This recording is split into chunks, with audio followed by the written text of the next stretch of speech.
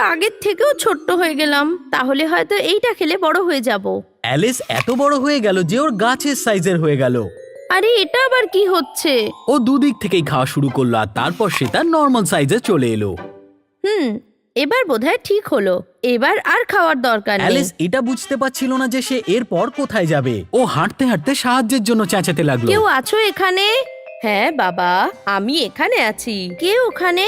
আমি। তারপর অ্যালিস গাছের ওপর একটা হাসিমুখী বেড়াল দেখলো। ও কখনো কোনো বেড়ালকে হাসতে দেখেনি। কে তুমি?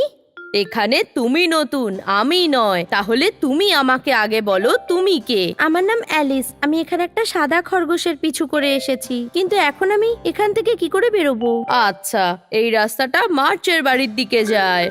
এখন হয়তো ম্যাড হ্যাটারের সাথে চা খাচ্ছে। Mad Hatter? আরে হ্যাঁ, একটু পাগল আছে লোকটা। তবে আমরা তো সবাই পাগল।